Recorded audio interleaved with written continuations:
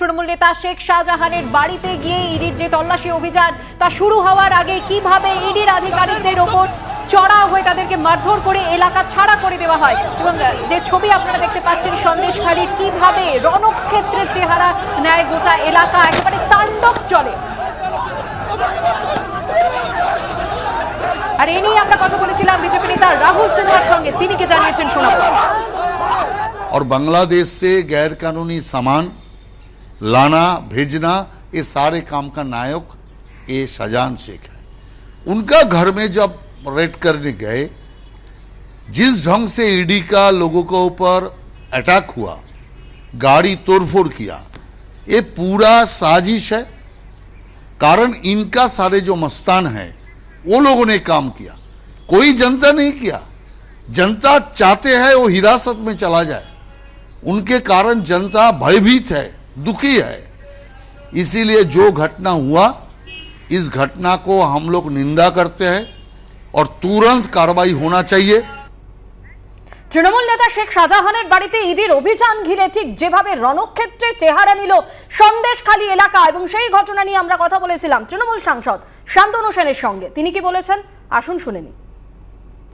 দেখুন, ইনভেস্টিগেটিং এজেন্সির অফিসাররা স্থানীয় মানুষদের বিভিন্নভাবে প্ররোচিত করেছে, তাই স্থানীয় মানুষের স্বতঃস্ফূর্ত রিয়াকশন হয়েছে।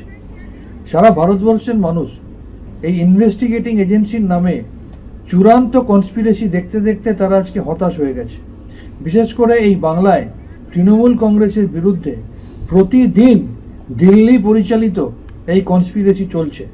আর যে ব্যক্তি এই বিষয়গুলো নিয়ে বিভিন্ন সময় সোশ্যাল মিডিয়ায় লিখছেন, তিনি সবথেকে বেশি দুর্নীতিগ্রস্ত। তাকে প্রকাশ্যে টিভি ক্যামেরার সামনে টাকা নিতে দেখা গেছে, তার পরিবারের বিভিন্ন লোকের বিরুদ্ধে প্রকাশ্যে দুর্নীতির অভিযোগ সামনে এসেছে, অথচ তার কেশাগ্র কেউ স্পর্শ করছে না। Trinamool Congress zero tolerance two corruption শুধু মুখে বলে না, কাজে করে দেখায়, কিন্তু বিজেপি সেটা বলার হিম্মত দেখাবে না।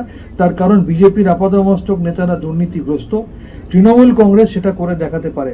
যারা মিডিয়ার ওপর আক্রমণ করেছেন, মিডিয়ার ওপর আক্রমণকে তৃণমূল কংগ্রেস কখনো সমর্থন করে না, এক্ষেত্রেও করছে না।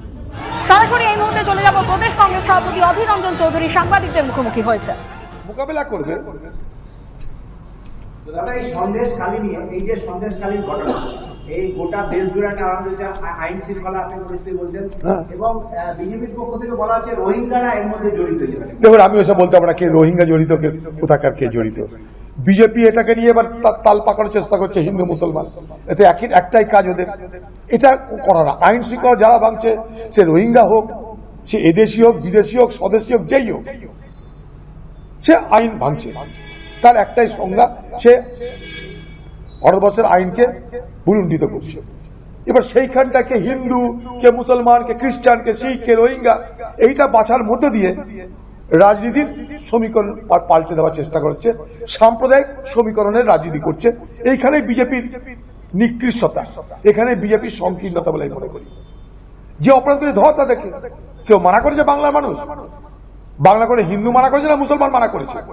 হঠাৎ করে রোহিঙ্গা চলে আসছে কেন বাজারে?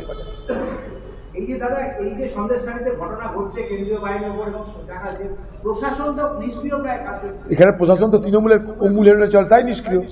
প্রশাসন সক্রিয় হলে তো অবাক হবো, প্রশাসন সক্রিয় হলে তো এ পশ্চিমবঙ্গে সুনামি এসে যাবে। প্রশাসন সক্রিয় হবে না, দিদির আঙ্গুল হেলনে চলতে হয়।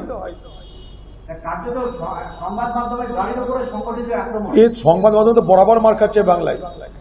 সংবাদ মাধ্যমের উপরে হামলা আজকে তো হয়নি, সংবাদ মাধ্যম বরাবর এই বাংলায় তৃণমূলের সন্ত্রাসের শিকার।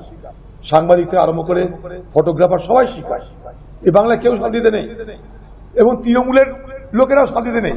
তৃণমূলের মধ্যে দৈত্যদের দঙ্গল লেগে গেছে, তৃণমূলের মধ্যে দৈত্যদের দঙ্গল লেগে গেছে, সেখানেও কেউ শান্তিতে নেই। সারা বাংলা জুড়ে অশান্তি আজকে।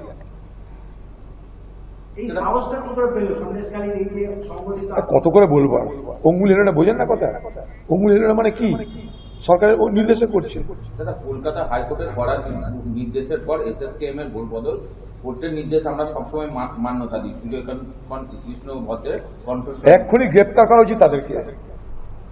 যারা মান্যতার কথা বলছে, আগে গ্রেপ্তার করে তারপরে কোনো কথা বলা উচিত। তারা একটা অপরাধী বলে আমি মনে করি, একদম নির্ভেজাল অপরাধী তারা।